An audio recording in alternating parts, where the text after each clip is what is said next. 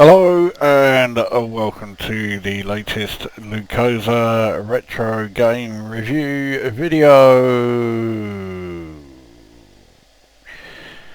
Right, after that, so this is, as you can quite clearly see, Spindizzy, which is by Paul Shirley and was released by Electric Dreams in 1986. Right, let's get the game underway and we'll do a bit of explaining. So, you are this thing which has just fallen off, which is called a Gerald, I believe. And the idea of the game is quite simple. It's to map the world that you are in. So basically you go to each room, and once you've been to that room you can collect the jewels, which is usually recommended. But once you have been to the room, that is part of the game collected. Now, as you can hear, sound effects are quite sparse. But what sound effects there are do seem to suit the game quite well. In fact, despite the fact that the majority of the game is played in total silence, I think it has quite a good atmosphere. Initially, bollocks. The game reminds you a bit of Marble Madness, especially as you can change what your Gerald looks like, and you can change it so it looks like a marble. I can't remember the key that does it, so right, well, that's that room cleared. Don't need to do that. Now this room, where you're constantly moving around on these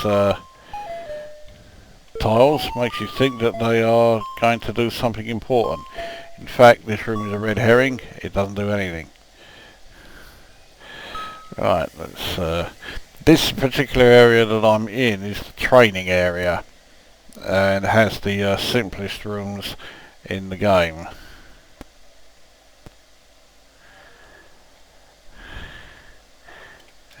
And that is where this particular area then stops.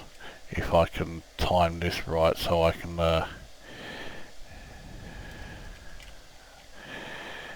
get the gem there. Obviously I didn't manage it that time. Oh, fucking hell. It gives yourself a bit of a speed boost, and if you're going up ramps, that is quite useful. Oh, for fuck's sake. So you get that by pressing fire button.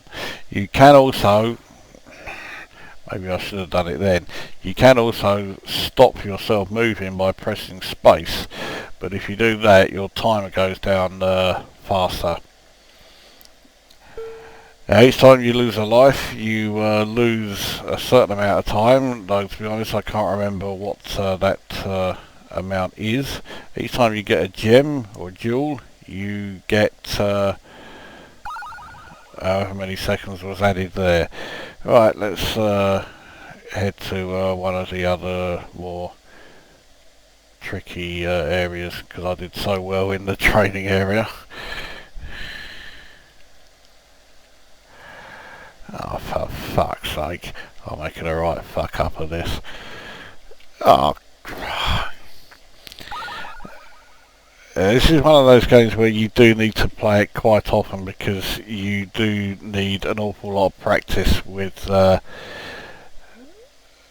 controlling the Gerald. It is quite an unforgiving game.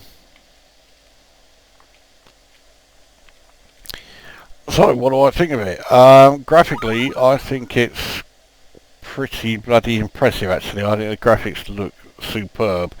Sound, okay, sound is practically non-existent.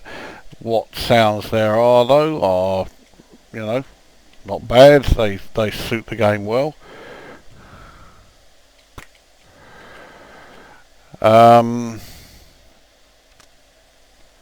And the gameplay may strike you as being a bit simplistic, but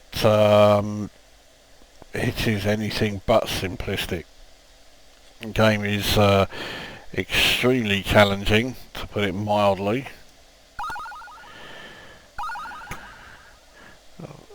Oh, there you go.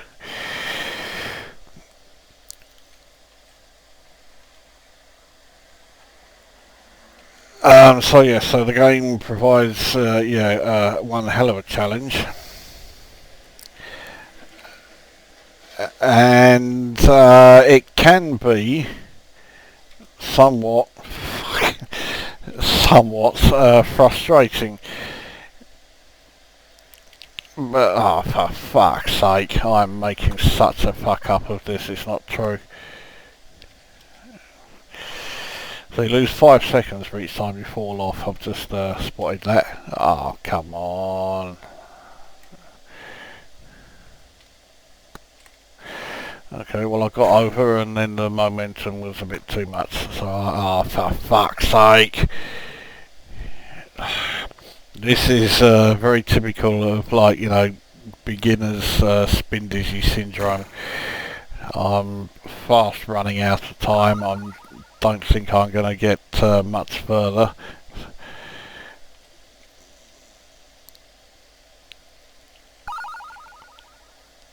I can get this jewel as well, but getting back is bloody hard. But amazingly, I managed it.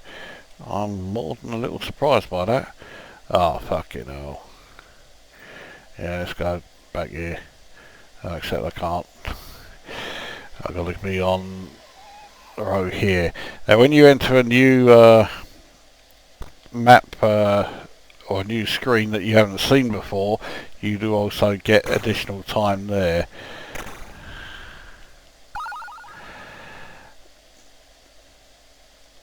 That's actually something I completely forgot. I've only just spotted it now while having this go. So, it looks great, sounds simple but effective, plays well. It is extremely tough and extremely challenging, and I would give this game 8 out of 10. I think it's pretty good. I think I've just fucked that up, yeah. So I got the approach right, but I don't think I've got the return bit right. Fucking hell, I did. Oh well, not for long. Oh, come on, yeah, here we go. Oh, fuck.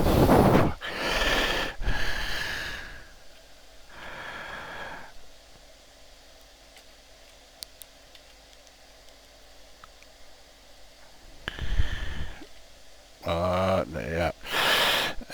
Right. So, oh, bollocks.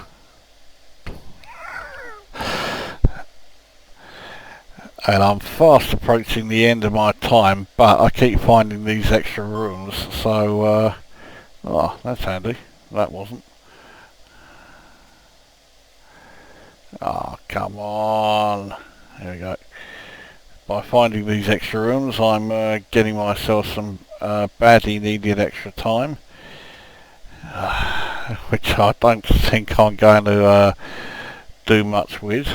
Oh, fuck it, that's it, out of time. There we go. So, a mere 354 screens that I failed to map, and I managed to find 16 jewels, which means I found 8% of the screens, 7% of jewels, and completed 7% of the game. So there you go, Spindizzy, 8 out of 10, that's 8.5 out of 10 I think for that one. It's pretty good. It's you may think by watching the video that it's a bit boring and what have you, but the game is actually quite compelling. Once you've had a couple of goes, you'll soon see what I mean.